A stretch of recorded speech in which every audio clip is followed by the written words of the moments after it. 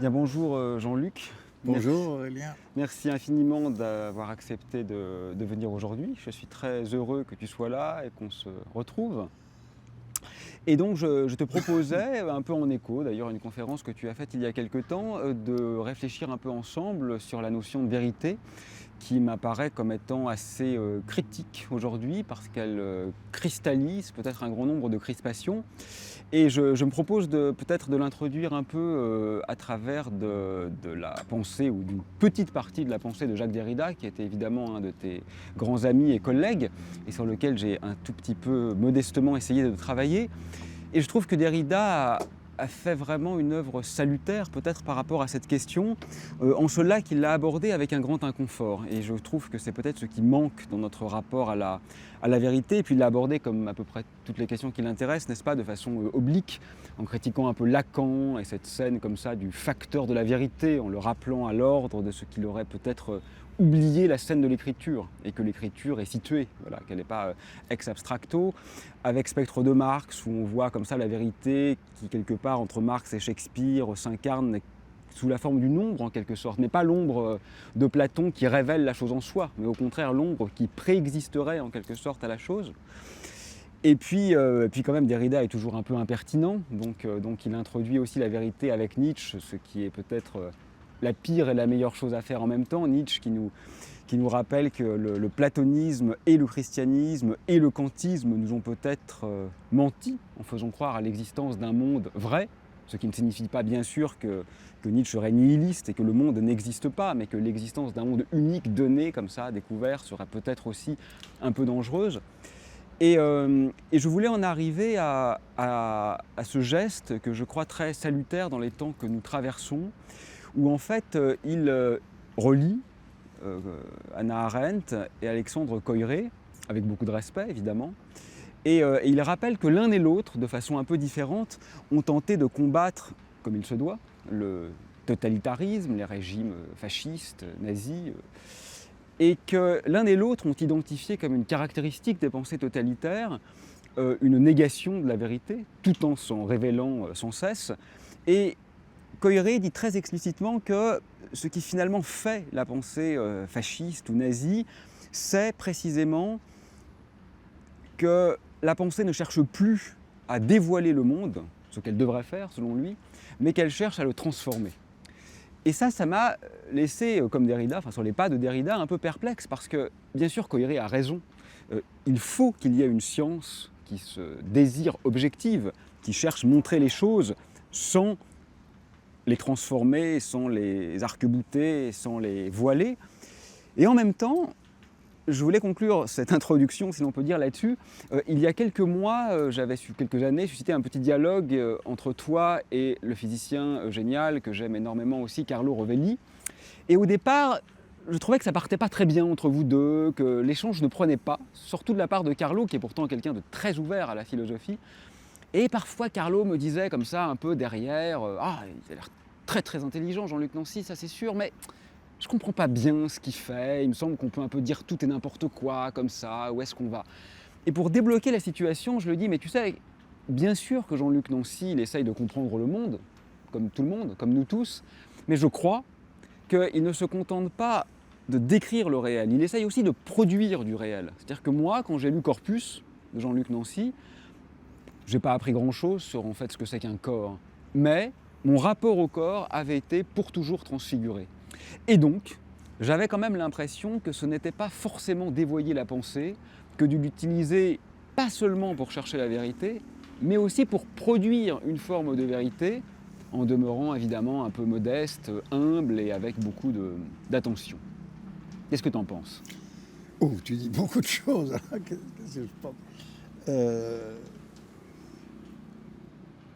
oui, ben alors, quand tu as parlé, il y a d'un moment une formule sur laquelle je voulais accrocher tout de suite. Tu disais, Jean-Luc Nancy, comme nous tous, cherche à comprendre le réel.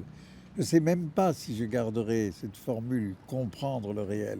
Euh, qui suppose comme toujours une séparation entre l'un qui comprend et l'autre qui est compris.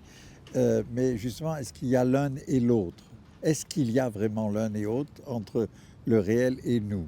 Ah, alors, Alors, je sais aussi qu'il est assez reçu aujourd'hui à la suite de ce que Quentin Beyassou a dit dans son livre sur Au-delà de la finitude, de déclarer que la philosophie classique a toujours été ce qu'il appelle corrélationniste, c'est-à-dire qu'il n'y aurait pour la philosophie de réel que corrélé à un sujet qui en fait son objet. Bon. Donc déjà, même en parlant de comprendre le réel, je sais bien que ce n'était pas ton intention, mais on est quand même un peu dans un rapport d'un sujet compréhensif ou cherchant à comprendre à un objet. Et or, je pense que malgré tous les grands mérites philosophiques que je reconnais à Quentin Biassou, cet argument du corrélationnisme il est fondamentalement vicié par quelque chose qui est que la dite corrélation n'existe qu'à partir du moment où, en effet, il y a du langage. Bon, il y a du langage. Mais dans le langage, qu'est-ce que nous faisons ? Nous ne comptons pas de nous servir, d'un instrument qui nous permettrait d'appréhender. Parce que est-ce que nommer, c'est appréhender ? Est-ce que c'est comprendre que de nommer ? Qu'est-ce que je fais quand je nomme ? Si je dis la table, j'appelle ça une table. Évidemment, le nom ne me donne rien de la chose, sinon la possibilité de la désigner à un autre, de la manipuler avec un autre. Mais est-ce que ça me fait connaître la chose ? Non. En revanche, à partir du moment où dans le monde il y a un certain animal, oui, doué d'une certaine faculté qui s'appelle le langage, qui nomme donc les choses et qui ne fait pas que les nommer, qui les nomme et qui les prend aussi dans un mouvement, dans le mouvement d'une syntaxe. La table est posée sur le sol, etc. La table est carrée. Bon. À partir de ce moment-là, il n'y a pas comme ça paraît tellement évident, mais à toute notre culture, mais c'est une évidence qui est peut-être une des plus grandes illusions de notre culture, qu'il y aurait toutes ces choses-là qu'il y a, le monde, et puis autre chose qui appartiendrait justement à une sorte d'autre monde. Non, il y a de l'intérieur du monde un certain mouvement, un certain rapport, je dirais, du monde à lui-même, qui fait que moi, qui suis une partie du monde, qui suis un étang parmi les autres étangs, je parle aussi. Et en parlant, et ça c'est peut-être la vérité, tu as nommé Lacan à propos de vérité, je veux dire, quand Lacan fait dire à la vérité, moi à la vérité je parle, non, peut-être que là il dit au fond très bien toute la vérité sur la vérité, à savoir que simplement qu'elle parle. Mais en parlant, qu'est-ce qu'elle fait ? Elle ne fait pas coller la représentation d'un sujet avec un objet qui serait donné. Non, elle introduit dans le réel quelque chose qu'on pourrait appeler l'une des formes de sa réalisation. Le réel, il se réalise à travers nous. Sommes-nous réels, oui ou non ? Notre langage est-il réel, oui ou non ? Voilà. C'est peut-être de là qu'il faudrait partir, parce que, donc, par exemple, le langage ne peut rien comprendre sans en même temps devoir se comprendre lui-même. Donc,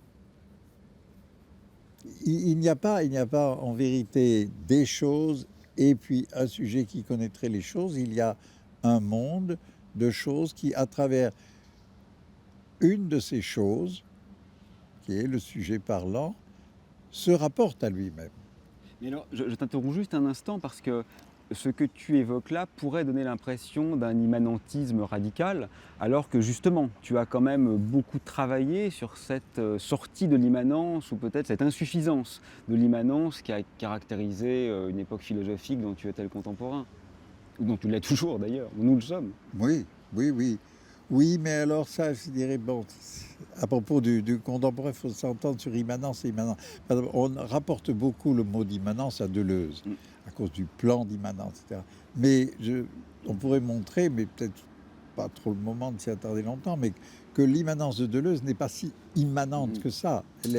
L'immanence de Deleuze, elle est faite comme, selon un autre mot de lui, de lignes de fuite permanentes et de devenir qui traverse. Donc, l'immanence véritablement immanente, c'est plutôt ce que Bataille caractérise quand il dit c'est l'eau dans l'eau. Alors l'eau dans l'eau, en effet, Bataille dit pas seulement le poisson dans l'eau, mais c'est l'eau dans l'eau. Bon, alors l'eau dans l'eau, en effet, là, il n'y a pas... nous ne sommes pas l'eau dans l'eau, mais précisément parce que, en un sens, il n'y a jamais tout simplement l'eau dans l'eau. L'eau dans l'eau, qu'est-ce que ça veut dire? L'eau dans l'eau, ça peut aussi bien désigner des différences internes à l'eau elle-même. Je ne parle même pas de sa composition chimique, mais on sait que, je ne sais pas, dans n'importe quelle bassine d'eau ou mer, il y a des couches, il y a des différences de profondeur, il y a des différences de pénétration de la lumière ou de la chaleur à travers l'eau, etc. Enfin, bon, l'eau n'est pas à elle-même simplement identique et rien n'est à soi-même simplement identique. Le fait qu'il y ait un monde, c'est déjà le fait qu'il y a plusieurs choses. Il n'y a jamais une chose. Une vraie immanence, ce serait une seule chose qui, par définition, serait identique à elle-même, mais puisqu'elle serait entièrement identique à elle-même et unique à exister, mais elle n'existerait pas. Oui, voilà, cette extraction. L'un est sa propre négation. S'il y a quelque chose, et apparemment il y a quelque chose, s'il y a quelque chose, c'est qu'il y a quelque chose au pluriel, hein, avec un S à quelque et un S à chose. Il y a des choses. Et ce qui est, encore une fois, à tort pris comme une corrélation subjectiviste, c'est en fait que dès qu'il y a des choses, il y a en effet des rapports entre les choses. Les choses sont est-ce qu'il faut dire corrélées? Oui. En tout cas, les choses coexistent. Les choses renvoient les unes aux autres. Il n'y a pas que l'homme qui renvoie aux choses en parlant, mais bon, bien sûr les animaux, bien sûr le vivant en général, ça on comprend tout de suite qu'il a un rapport. Mais pourquoi? Mais les pierres, les pierres, du moment qu'il y a des pierres, bien, une pierre renvoie à une autre pierre. C'est-à-dire qu'une pierre peut s'entrechoquer avec une autre pierre, peut même faire éclater une autre pierre, elle peut au contraire s'amalgamer avec elle. Enfin, bon, voilà. Si on pense à l'histoire du monde avant l'homme, dans les énormes transformations de massifs montagneux, les chocs de continents, etc., tout ça, c'est toujours du rapport. Oui. Mais cette histoire de langage, je trouve très intéressante que tu évoques, pour revenir peut-être un peu à notre fil conducteur de vérité. Tu sais, dans l'histoire du mensonge, je trouve ça très drôle et très déridien d'ailleurs, quand il dit finalement, mentir c'est quoi? Comme tu le rappelais d'ailleurs à cette conférence récemment donnée, ce n'est pas simplement ne pas dire la vérité. C'est ne pas dire la vérité en sachant qu'on ne la dit pas. Il y a évidemment sa dimension intentionnelle. Mais ce sur quoi on est d'accord, c'est le dire. Et il prend l'exemple de la feinte orgasmique ou orgastique.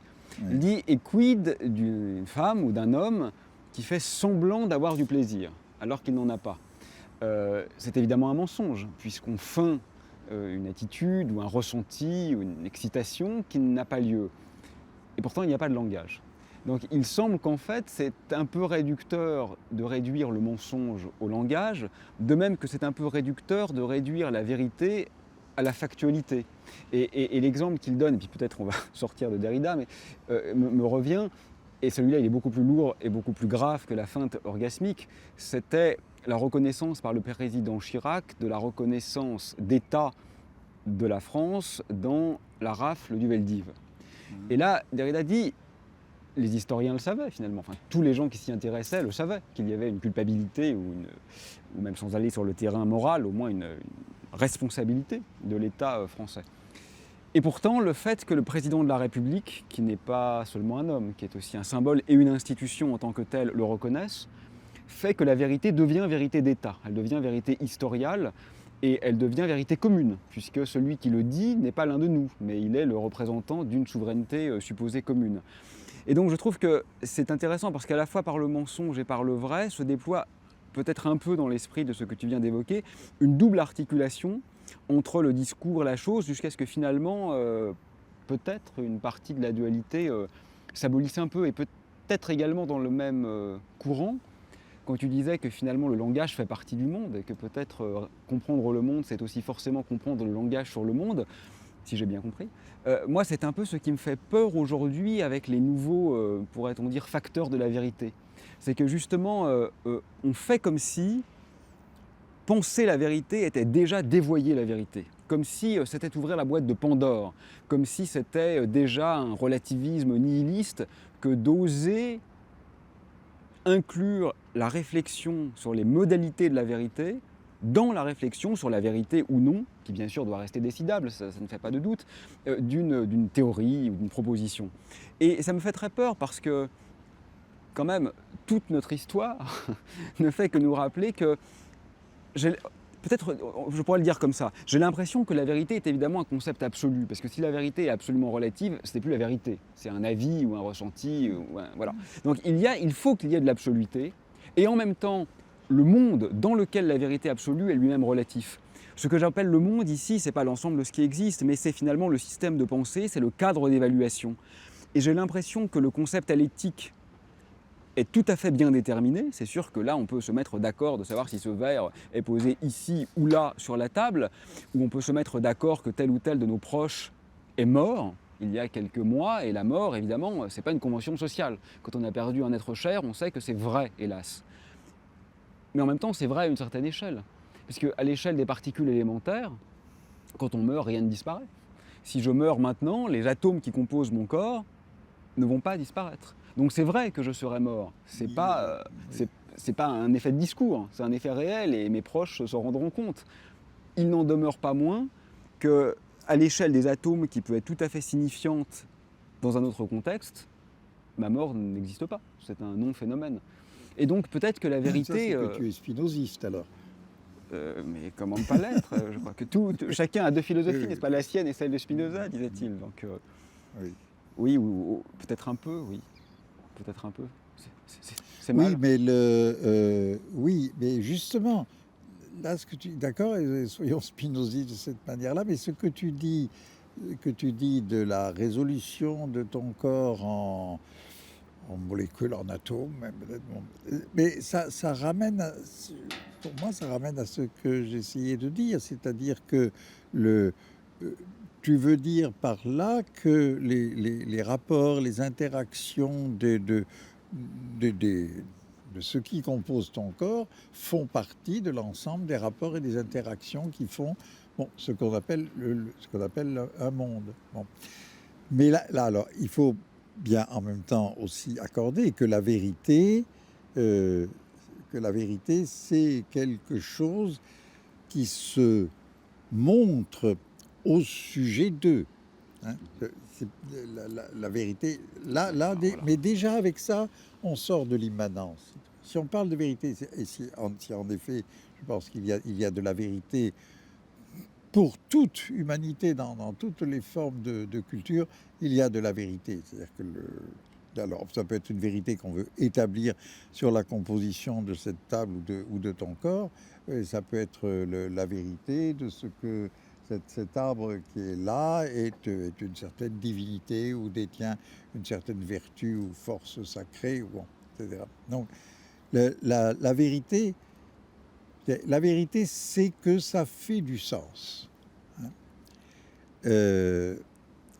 C'est que ça fait du sens, et le sens, il se fait justement comme rapport, comme renvoi, comme interaction. Bon. Donc, il y a un sens à ce que la décomposition de ton corps en atomes renvoie à la possibilité de formation d'un autre corps. Hein. Bon. Et alors, il y a des gens qui ont parlé, qui parlent encore aujourd'hui peut-être de métempsychose, et que Aurélien Barraud devient un papillon ou une salamandre. Bon. J'aimerais bien. Hein? J'aimerais bien.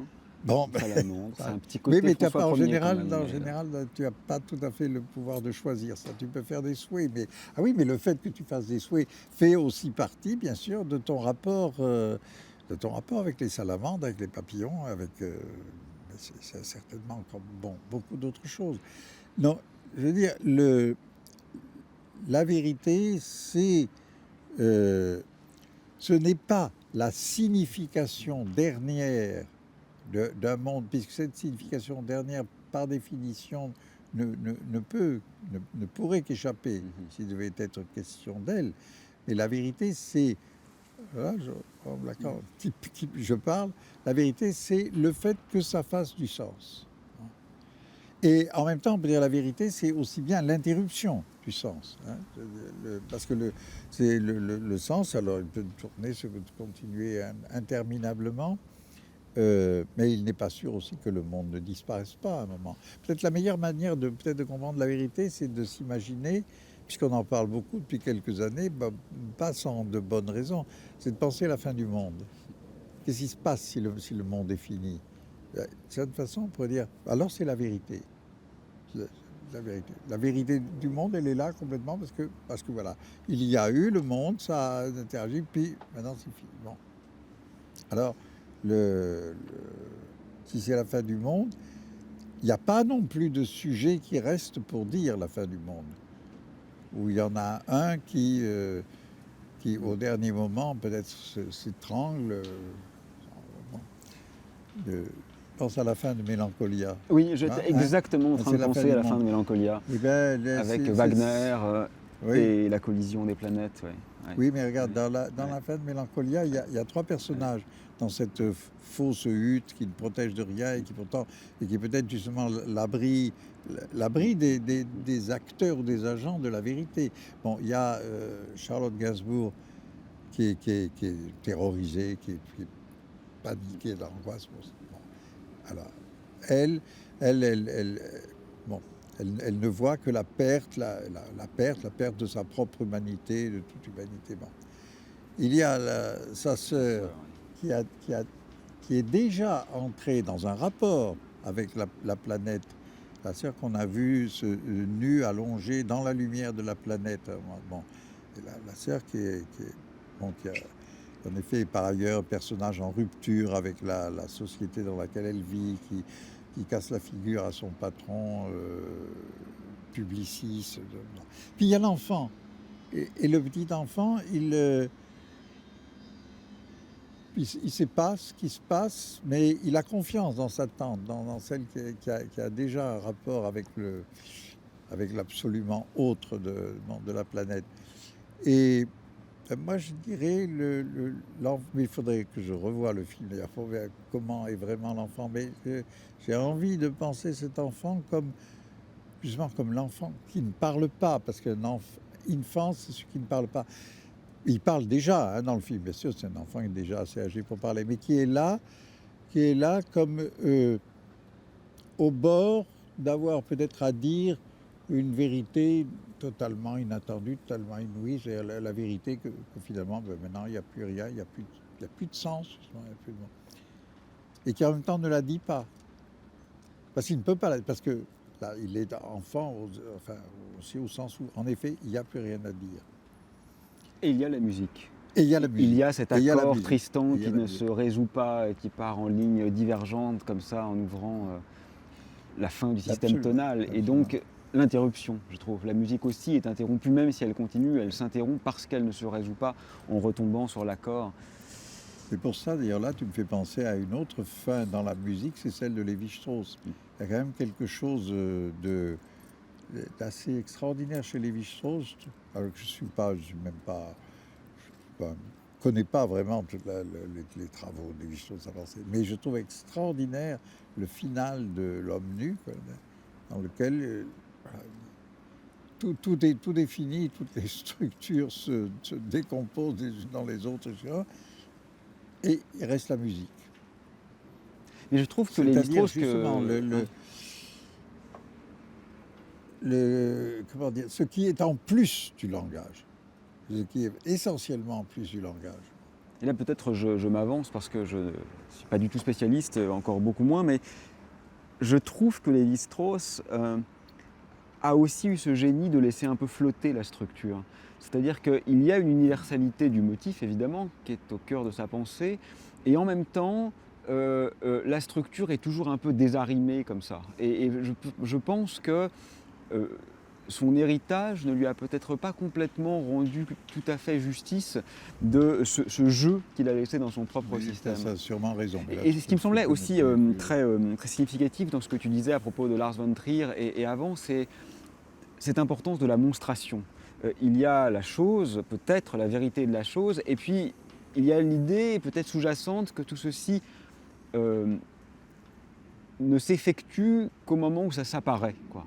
Oui, Et du coup, je me demandais si c'était pas aussi un peu en écho à cette histoire de secret, qui est toujours un peu adossée à l'histoire de la vérité et du mensonge.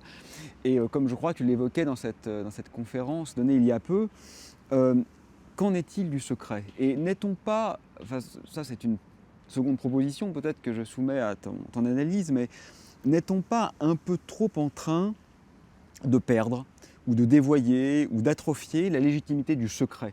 C'est-à-dire que l'exigence de vérité, ça, c'est très dur d'y revenir parce que, et c'est la dernière fois que je le cite aujourd'hui, promis, comme disait Derrida, et d'ailleurs je crois qu'il citait Saint-Augustin, euh, c'est la promesse implicite du langage. Dès que je parle, je promets implicitement que je dis la vérité, sinon je ne m'adresse plus à l'autre. Sinon l'autre n'est déjà plus un être humain auquel je parle. Soit, qu'il en soit ainsi. Mais entre la vérité et le mensonge, il y a le secret. Et le secret, aujourd'hui, est très dévalorisé parce qu'il y a ce désir ou ce fantasme, cette obsession presque, de la transparence. Alors d'abord, la transparence, ça n'existe pas parce que c'est toujours translucide, parce qu'évidemment, on n'accède jamais à la couche ultime. Derrière le vêtement, il y a la peau, et puis derrière la peau, il y a le corps, et puis derrière le corps, il y a les os, les organes. Donc il n'y a pas vraiment, je crois, de couche ultime. On le voit même bien en physique. Hein. Il y a toujours... on s'est si souvent cru à portée de main de la théorie fondamentale, mais en réalité, elle masque ou elle voile toujours une théorie plus fondamentale. D'ailleurs, je jette ça en passant avec des pincettes parce que le sujet est tellement crispé que j'ose à peine le dire, mais peut-être aussi que cette incroyable focalisation sur le problème du voile ne dit pas rien non plus de cette ah peur de oui. ce qui est masqué. Mais bon, ça, c'est un autre débat auquel j'ose à peine entrer tant il est impossible, hélas, aujourd'hui. Et donc, pour en revenir à cette idée du secret, peut-être qu'il faudrait lui donner sa chance et peut-être, en fait, qu'il n'est pas qu'une vérité dévoyée, mais qu'il fait partie de la vérité. Pour prendre un exemple très trivial, un de nos derniers présidents, pour lequel je n'ai pas énormément de sympathie parce qu'il nous a déçus, parce qu'il m'a déçu, François Hollande, a été traité dans la boue parce qu'on a étalé voilà, des SMS, je crois, où il se moquait des pauvres gens. C'est horrible. Je veux dire, un président de gauche qui n'est pas vraiment de gauche et qui se moque des pauvres, moi je trouve ça abject. Et en même temps, je ne pense pas qu'il aurait fallu le faire. Ça veut dire quoi de montrer ce qui n'a jamais été pensé pour être montré, des mots qui n'avaient de valeur qu'intime, euh, quel sens peuvent-ils avoir jetés dans l'espace public? Moi, j'ai aucune, évidemment, sympathie pour ces mots, je les trouve tout à fait répugnants. Et en même temps, je trouve que là, le désir de transparence devient en Oui, bien lui-même un sûr. mensonge. Oui, absolument. Non, je suis absolument d'accord avec toi. Sauf, il faut, bon, je mettrai un petit bémol, mais juste tout à fait pragmatique. C'est que Hollande, il a laissé publier le livre dans lequel on racontait ça. Alors, enfin, ah non, non, non, non, non, c'est Valérie Trierweiler qui a mis ça. Je C'est pas crois, des ouais. journalistes. Oui, tu as raison. Donc, il a pas laissé. Non, c'est elle qui a fait ça. Oui, oui, d'accord. Bon, alors, bon, elle a vraiment pas bien fait. Non, je suis entièrement d'accord avec toi, mais pourquoi? La question, c'est pourquoi il y a ça. Moi, je suis extrêmement frappé par ce que tu dis, mais alors on peut étendre ça à tous les scandales sexuels, financiers, etc., qui sont tous étalés sans arrêt. Et moi, je pense toujours que euh, la, la cour de Louis XVI, et peut-être encore plus celle de Louis XV, avant, c'est pas bon, mais en fait celle de Louis XIV aussi, était un nid de scandales et sexuels et financiers interminables, non? D'ailleurs, je sais pas, Louis XIV lui-même, bon, qu'est-ce qu'il a pensé, comment il s'appelait? Fouquet, hein? Fouquet, Louis XIV et Fouquet, bon, c'est pas bon. Alors, pourquoi? Oui, alors, pourquoi il n'y avait pas cette mise comme ça sur la place publique? Pour des tas de raisons mêlées, on pourrait dire qu'il n'y avait pas de place publique dans le même sens, il n'y avait pas de tout.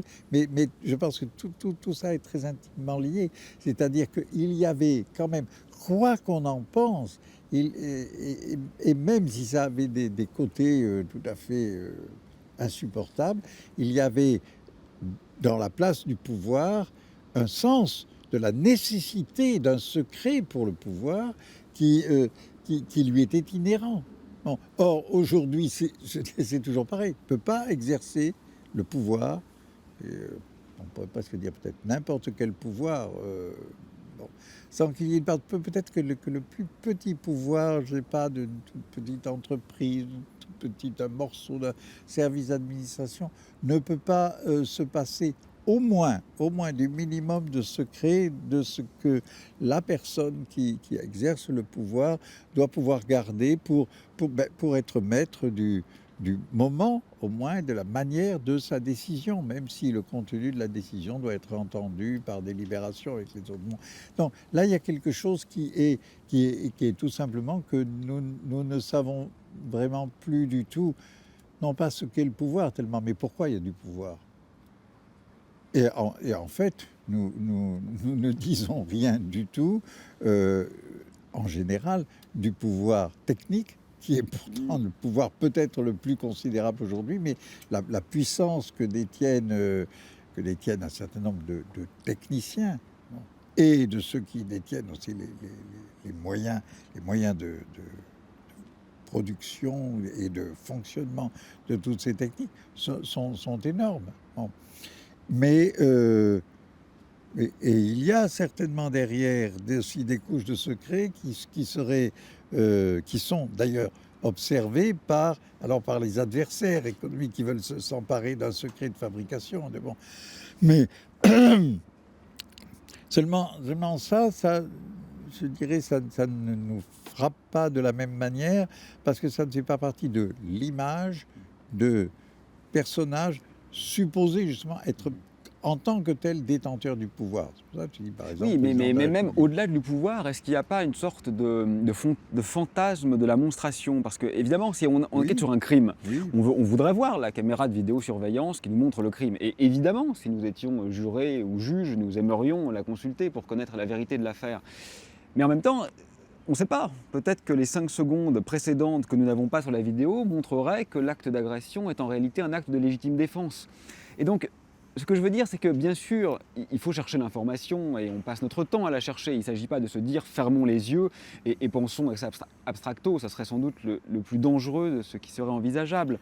Mais le risque de la croyance au dévoilement, donc le sens finalement presque de vérité en grec, c'est qu'une fois que le voile a été levé, il y a le risque de croire que nous touchons la chose en soi.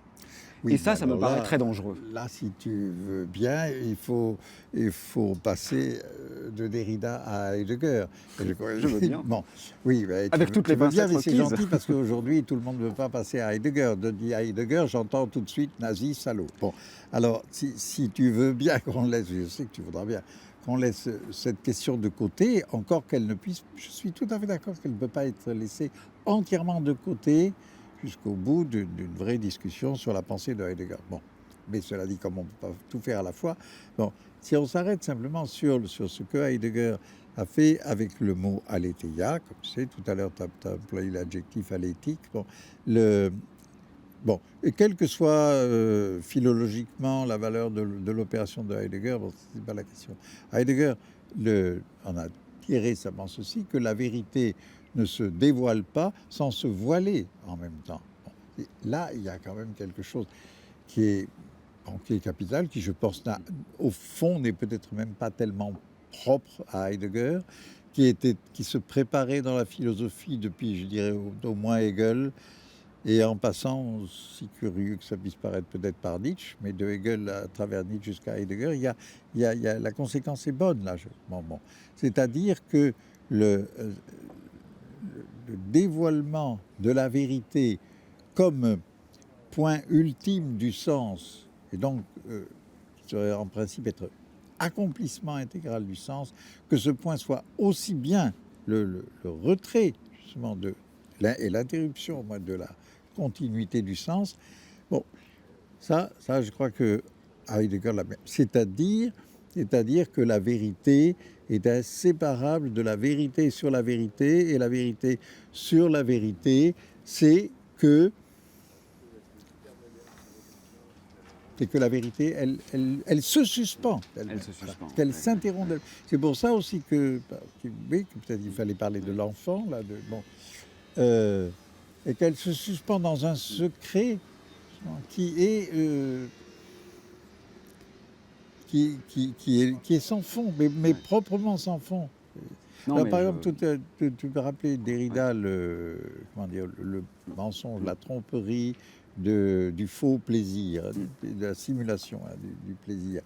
Mais ça, je dirais, on peut poser une telle quantité de questions là, c'est-à-dire on peut dire par exemple très brutalement, quel plaisir n'est pas à quel égard simulé peut-être. Qu'est-ce- ou alors, est-ce qu'un plaisir non simulé n'est pas un plaisir qui se défait lui-même, qui se détruit lui-même, qui est insupportable à lui-même. Alors, bon, on peut dire ça. On peut dire aussi pourquoi un plaisir est-il simulé si c'est pour l'entretien d'un certain rapport avec l'autre, bon, etc., etc. Non, mais je pense que c'est important que tu aies évoqué Heidegger, surtout dans les temps qui courent, parce qu'en particulier ton dernier ouvrage à ce propos, sur sa banalité, pourrait-on dire, est très important parce que faire comme s'il n'y avait pas de problème est en fait la plus mauvaise façon de traiter le problème. Et je trouve que l'analyse philosophique très rigoureuse à laquelle tu le soumets est très intransigeante et évidemment plus que critique au niveau politique, est exactement ce qu'il faut faire en fait. À la fois pour ne pas perdre ce qui a été travaillé par lui, et bien sûr pour demeurer dans l'inconfort, voire le dégoût ou la révolte par rapport à ces dérives que l'on Oui, mais connaît. si tu veux, là, j'aimerais dire aussi tout de suite que, bon, pour moi, c'est une étape, hein, mais Oui. maintenant, je suis déjà un peu au-delà de cette étape. Je ne sais pas si je le ferai vraiment, parce que je ne sais pas si c'est ça que j'ai vraiment envie de faire. Mais ça, je sens très bien, je pressens très bien qu'il faut remonter même pas du nazisme, mais comme disait la Coulabarde, de l'hyperfascisme ou de l'archifascisme de Heidegger, jusqu'à sa pensée même. Il faut se demander pourquoi Heidegger n'a pas lui-même été fidèle à ce qui était engagé, justement comme le thème du voilement-dévoilement de la vérité. Parce que s'il y a voilement-dévoilement de la vérité, alors il n'y a pas non plus de vérité comme ça, simplement éclatante, ni terminale, ni rien, de ce qu'il appelle l'être. Bon. Or, ce qui me frappe quand je lis les cahiers noirs, c'est que il n'arrête pas de parler de l'être comme vraiment de quelque chose. Quand il dit que les Juifs, c'est le peuple capable de déraciner tous les temps de l'être, ça veut dire non seulement que c'est horriblement antisémite, mais ça, c'est surtout, je dirais presque, enfin surtout, non, alors là je vais me faire écharper si je dis surtout. Bon. Mais enfin, c'est tout autant, ça correspond entièrement au fait que parler de l'être comme d'un sol où on pourrait déraciner les temps, c'est être totalement infidèle à l'être n'est pas que Heidegger a assez répété. Alors là, je dirais, dans le temps des cahiers noirs, comme d'ailleurs dans les Beiträge, Heidegger fait comme s'il croyait qu'en écrivant être, alors Sein en allemand avec un Y, donc très orthographe archaïque, qu'il va arranger les choses. Non, il n'arrange pas du tout les choses. Finalement, je ne sais pas comment je peux essayer de dire ça Finalement, voilà, ce que Derrida aura eu de plus fort dans son rapport avec Heidegger, c'est de ne plus du tout parler de l'être. Voilà. Enfin, voilà. Non, mais c'est des choses extraordinairement graves. Et c'est Derrida, tellement il a important compris, qu'elles soient que travaillées c'est là, il y a quelque avec chose ce qui ne va pas. sérieux. On est, Ouais.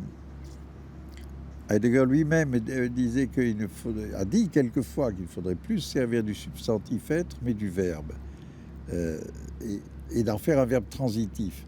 Bon, c'est grammaticalement impossible. Bon, il le savait. Il y a un endroit où il essaye de donner une espèce d'analogie. Il faudrait que ce soit un verbe qui est justement l'étant comme objet, comme complément d'objet, si tu veux.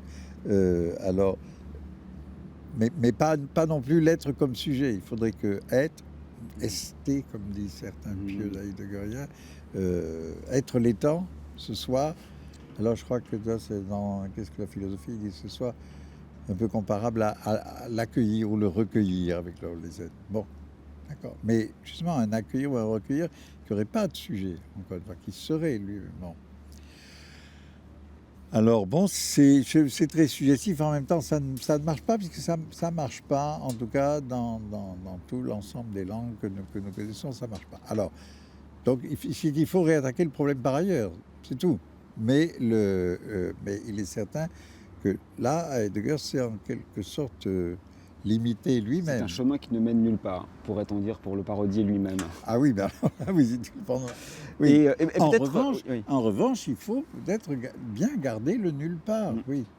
Parce que dans la monstration dont tu parles, il y a aussi l'idée que oui, on va pouvoir voilà, je montre la chose, et puis aussi que c'est fini, que c'est définitif. Mais qu'est-ce que ça veut dire que ce soit fini ou définitif? Et peut-être pour achever ce petit entretien, on pourrait pousser ça vers le dernier registre comme ça, connexe à la vérité, qui est celui de l'idéologie finalement, où tu mettais en garde, en particulier les enfants, contre les idéologies un peu faciles, péremptrices, totalisante, ce qui est peut-être même la définition d'une idéologie qui fige comme ça le réel dans un cadre de lecture unique et qui reconstruit peut-être tous les rapports, justement sous un rapport unique avec le danger qu'on peut y voir.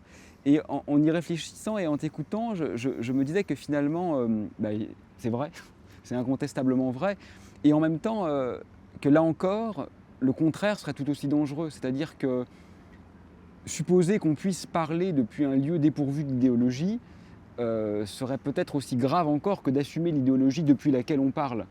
Et donc j'avais le sentiment en t'écoutant que peut-être ton travail, et le travail de tout bon philosophe, c'était justement d'assumer l'idéologie qui le portait, mais bien sûr de l'assumer comme le lieu à partir duquel on pourra faire jouer ce clinamen, cette petite déviation qui faisait que on ne perdait pas la conscience, la connaissance du courant, du flux de devenir qui nous avait portés ici, parce qu'on n'est pas là ex nihilo, on n'est pas une épiphanie dans le réel, mais que l'idéologie seule est dangereuse, mais leur idéologie est impossible. Alors finalement, qu'est-ce qu'on fait quand on pense ? On essaye d'imposer comme ça une petite inflexion au paradigme dans lequel on se trouve. Et voilà, et moi j'avais un peu envie de te lire comme ça. Est-ce que ça te paraît acceptable ? Ah oui, oui, tout à fait. Alors ça, que je me demande un peu, comment comprendre ce que tu dis, assumer l'idéologie à partir de laquelle on parle. Oui. En même temps, oui. D'accord, mais tu dirais quoi dans mon cas ou dans ton cas d'ailleurs? Bon, moi, je veux bien. Écoute, Néra avait dit communisme existentiel. Oui, bien, alors mal, par exemple, il faut immédiatement dire, bon, mais communisme, là, on est déjà mal barré parce qu'il y a un isme. Bon, et pas n'importe lequel. Et pas n'importe lequel, bien sûr. Bon. Mais donc, mais c'est vrai, tu as raison, je connais des gens extrêmement proches. Alors, ma propre femme, elle trouve que je suis quand même un peu trop porté sur le commun, comme ça. Elle dit, oui, ça suffit. Hein, bon. Oui. Alors, je lui donnerai, évidemment, c'est pas bien quand tu vis avec quelqu'un que depuis 30 ans, j'ai toujours, enfin, je parle pas de commun tous les jours, bon, mais, tu vois, bon. Et elle essaye de me montrer en quoi, quelquefois, en quoi je ne suis pas si communiste que ça dans ma vie.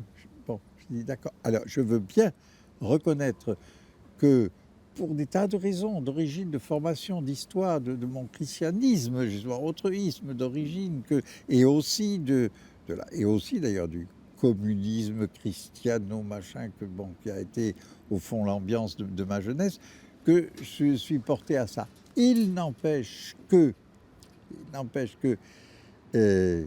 bon, on peut le savoir, on peut le poser, mais si on fait de la philosophie, c'est justement pour commencer par ne pas s'arrêter sur aucune solidification de concept. Donc, en effet, sans doute que le mot communisme est tout d'abord peut-être chez Marx, ça c'est vrai. Encore que, attends, on va dire autre chose, même sur Marx. C'est vrai qu'il semble porter une sorte d'évidence, oui.